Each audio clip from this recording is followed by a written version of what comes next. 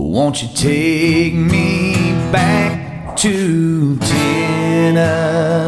The award-winning Tennessee WildCast is on the air with the latest info about hunting, fishing, boating, wildlife watching, and all things outdoors.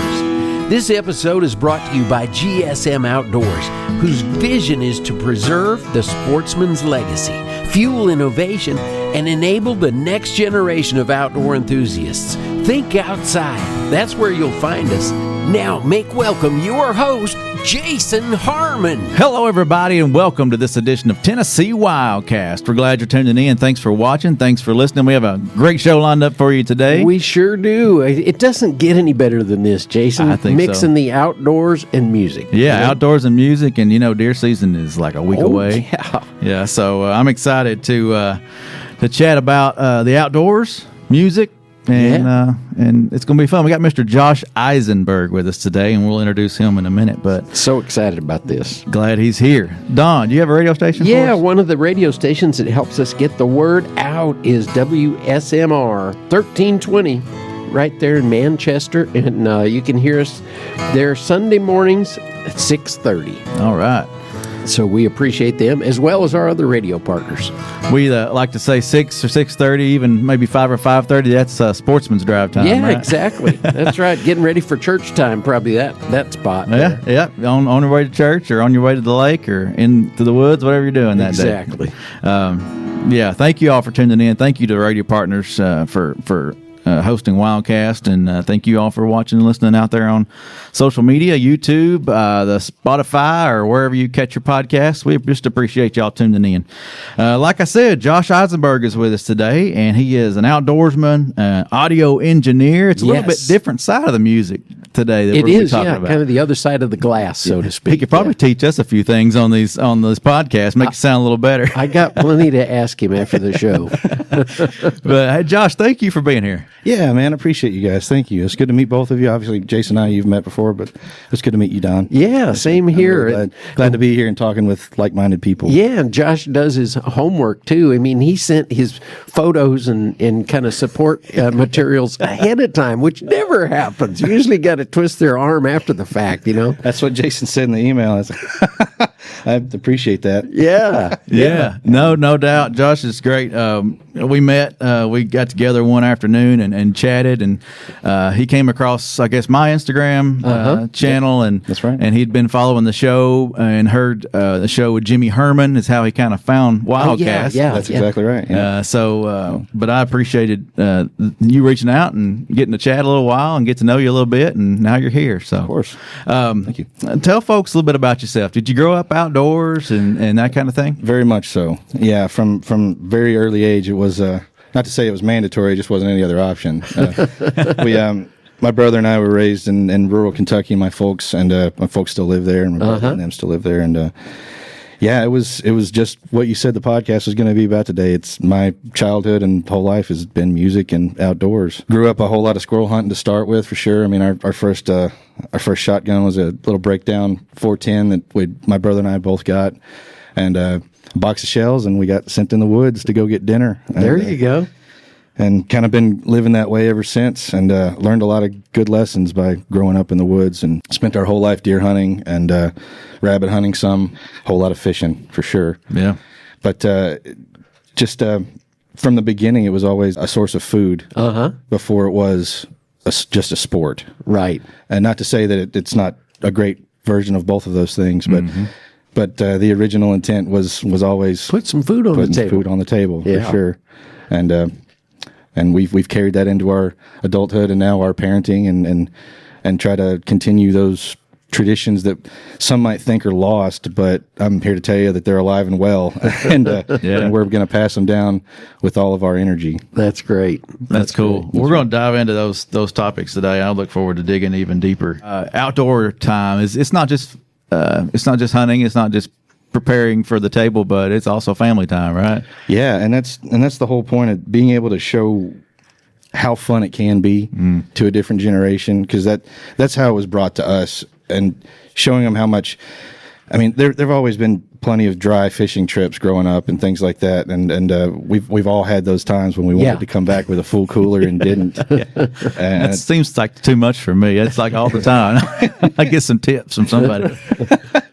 But just understanding the value of it, besides going out and trying to catch something and making it a job, it might be a goal in mind for sure, but the family aspect of it, just it gives you a full circle of I don't know, just there's some things we've talked about trying to turn some of this stuff into a business, like fishing guiding fishing trips and things like that, and had decided against it, just in the fact that sometimes things are better left alone, and left for the purest joy of why you do it. And as soon as you start trying to charge people to take them on an adventure, it's fun to do that, but I've gotten to the point where I just started taking people on adventures without trying to charge them, because it's more fun that way. Oh yeah, it's more fun, and I get paid back dividends by seeing people catch a fish or get to go hunting or do something that they've never done before. And that's a big gift to get back for what I feel like is a little bit of investment, an afternoon and some worms and a couple of fishing lines. No, and it's great. It's cool. The outdoors is a social sport too. I mean, people want to do it with others, and enjoy it and share it with others. So it's so much more fun fishing with a buddy, Yeah, exactly. And speaking to kids and getting the family out, it's a great time for those conversations that just to have conversations with your family. Things come out and conversations get going and questions get asked. It's good quality time. Yeah, very much so.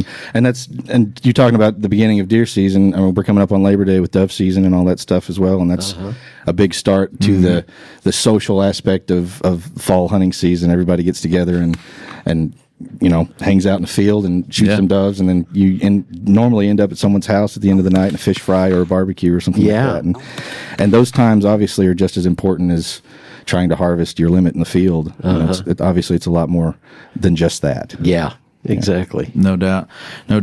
Well, Josh hinted at it. We're recording this show just coming up on Labor Day and early dove season.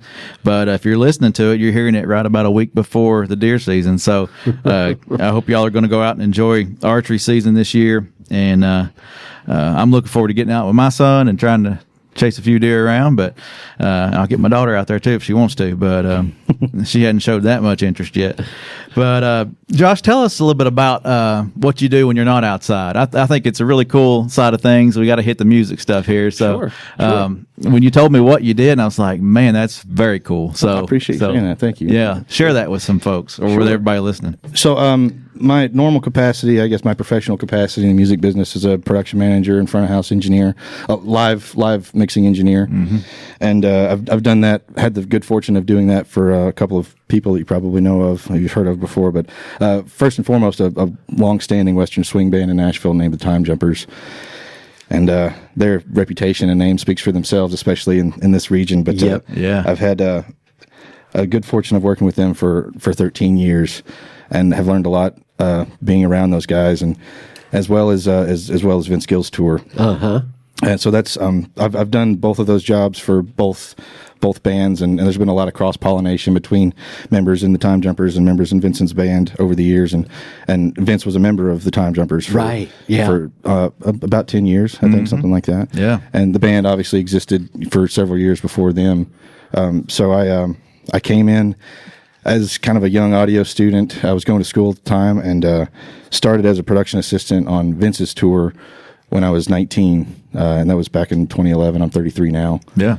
And kind of just did every job that there was to do. And I suppose, I'm not putting any words in anyone's mouth, but I suppose they saw that I had a certain tenacity for work ethic, and I wasn't going to fail at whatever they gave me. And so much so of putting too much on my shoulders and having to backpedal out of some responsibilities here and there.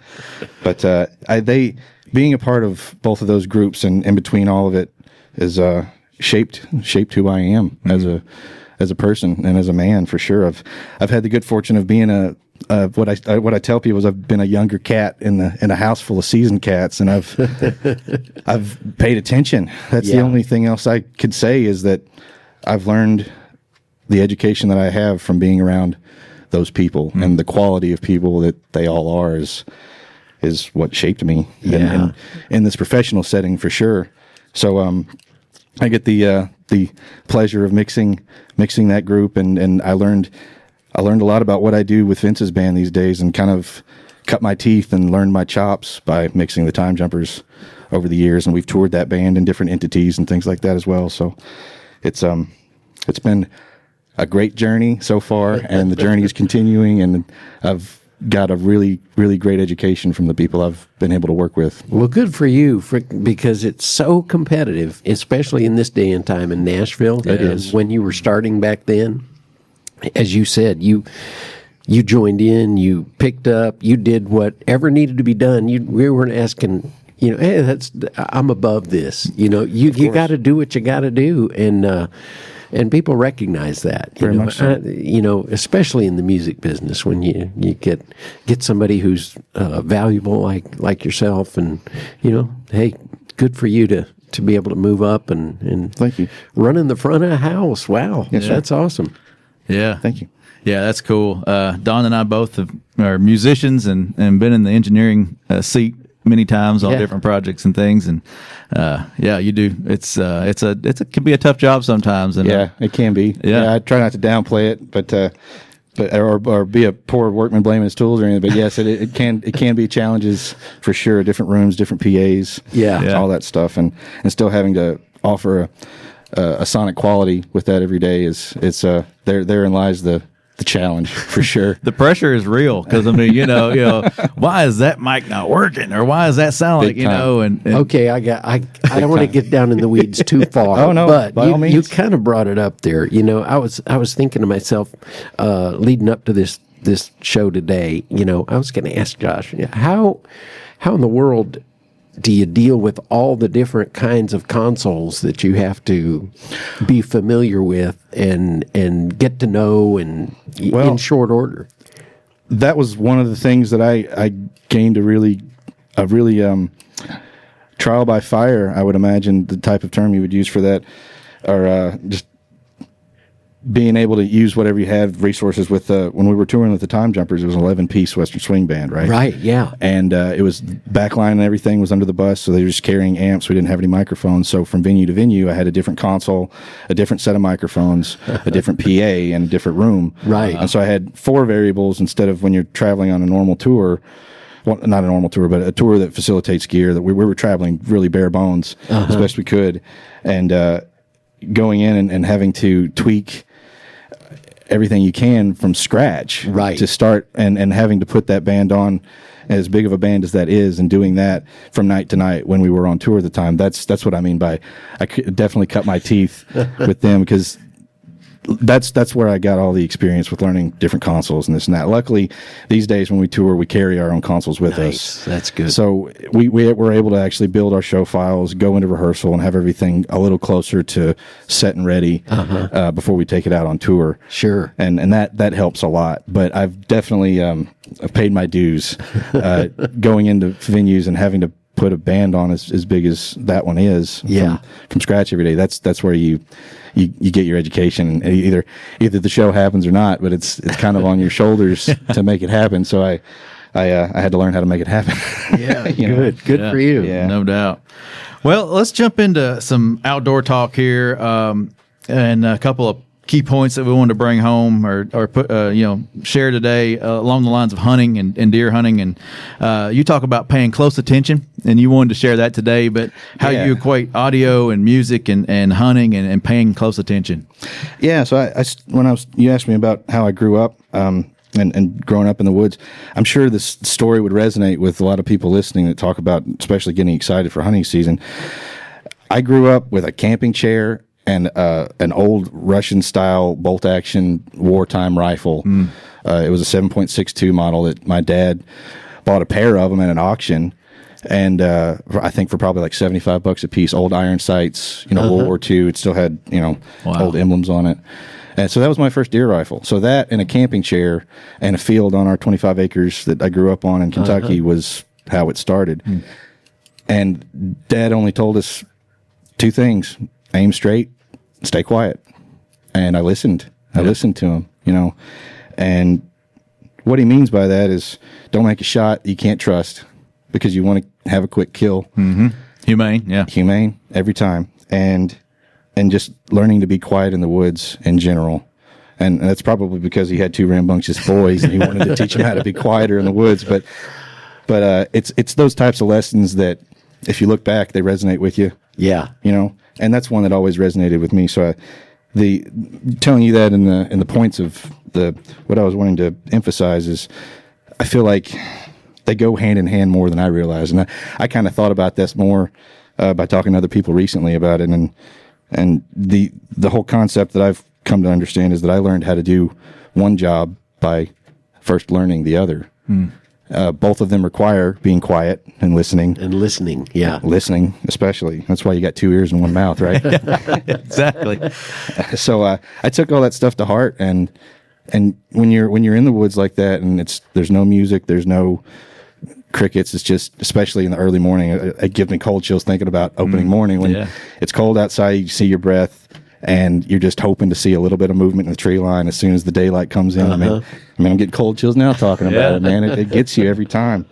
And just understanding the difference between a twig breaking and hearing that across the field or in the woods or however far away you could hear it, and understanding if that's a squirrel or if it's a deer tromping through the woods or if it's just a twig falling out of the tree. But you learn to hear the little differences in those sounds and understand if something's coming or not. Or get really frustrated because those squirrels.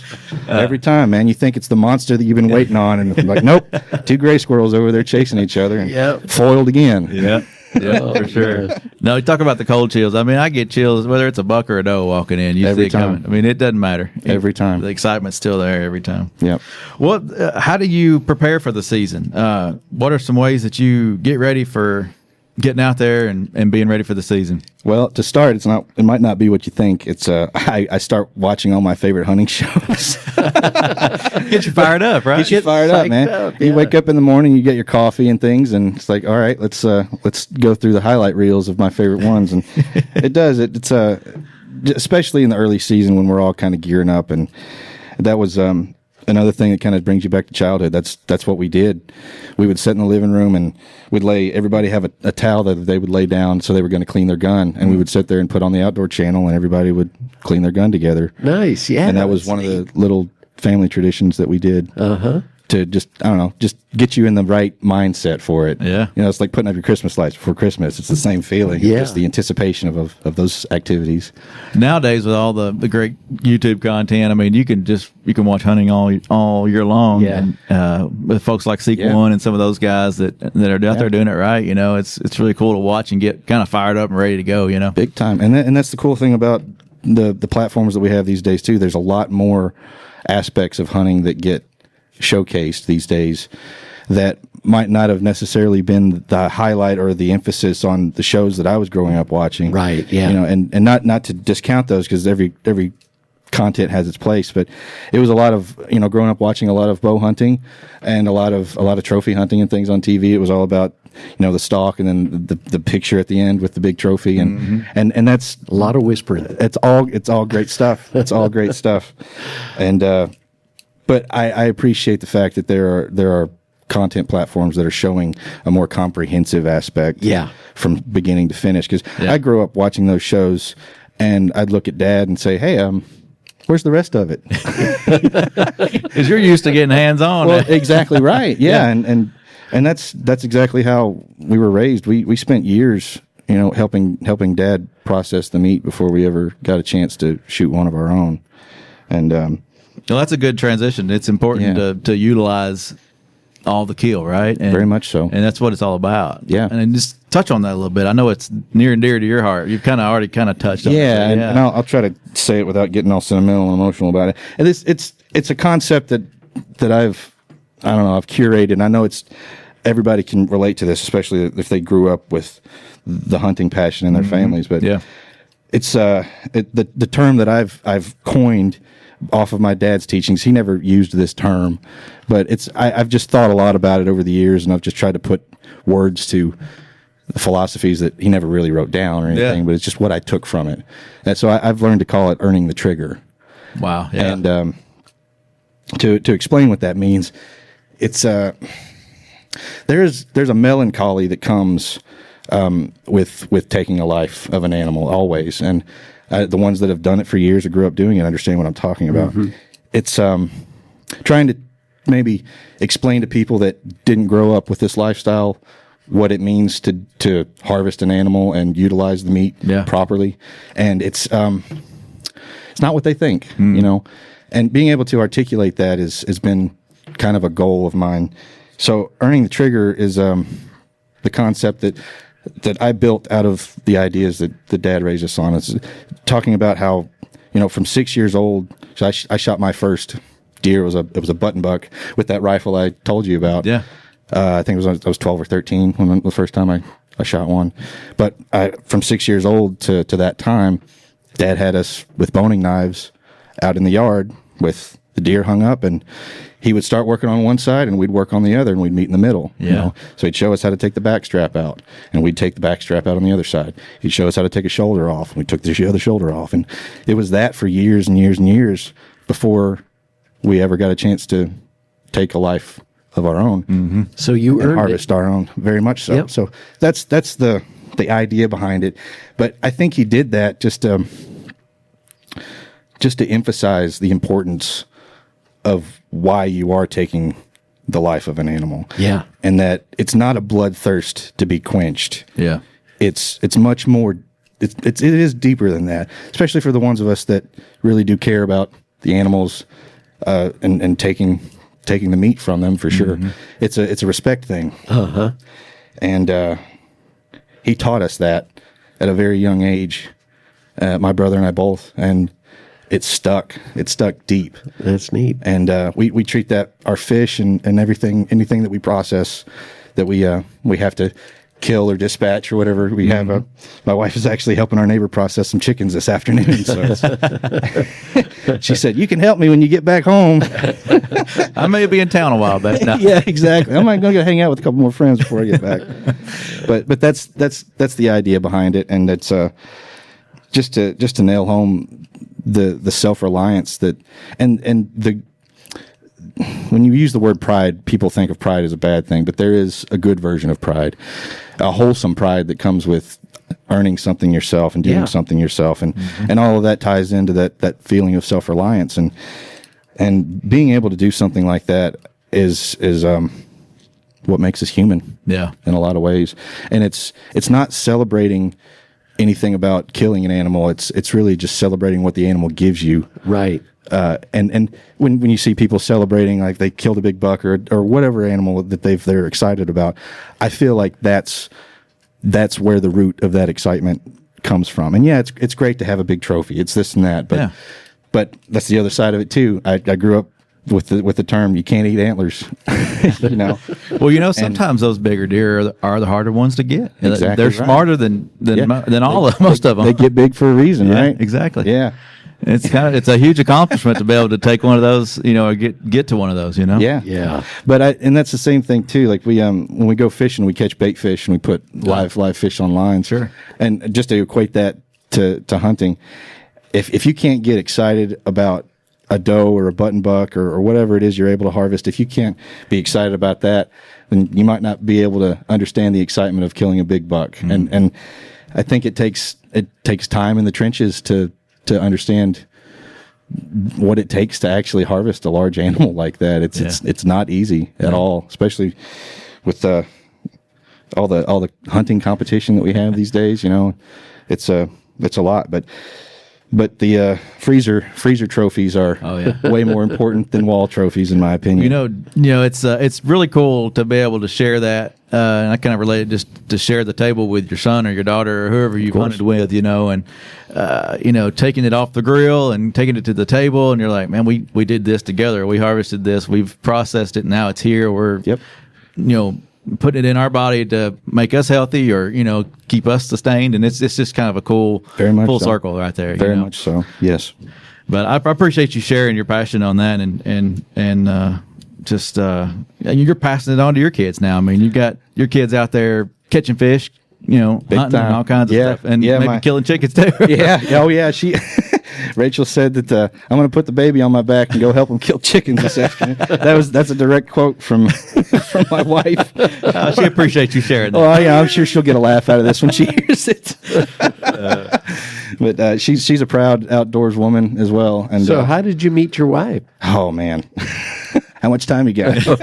About 3 minutes. Okay, I'll make it quick. So my wife, we met in band camp of all places. I was buddies with her brother at the time when we were in freshmen in high school, something like that, and 14, 15 years old. Okay. And I was doing my normal thing. I was going hunting and fishing on the weekends or whenever we were home from band competitions and things like that. And she was the middle child of a tomboy older brother. And so she didn't get to do a lot of the things that big brother got to do. And she grew up with a hunger doing that. Oh, so wow. when she saw me doing all the things that I was doing as a teenager, she's like, I'm going to start hanging out with him. And we've kind of been at the hip since we were about 14 years old. Nice. And wow. done a lot of this stuff together. And she's worked in butcher shops before and things like that too, and gotten actual professional experience where I'm a little more of the backwoods training that I've tried to refine over the years. But she's actually had some professional training. So we've and she's also before she became stay-at-home mom with our children, she was a professional baker for years and years, and did decorated cakes and artwork cakes and things like that. So once we started having kids, we transitioned into trying to figure out businesses on our own.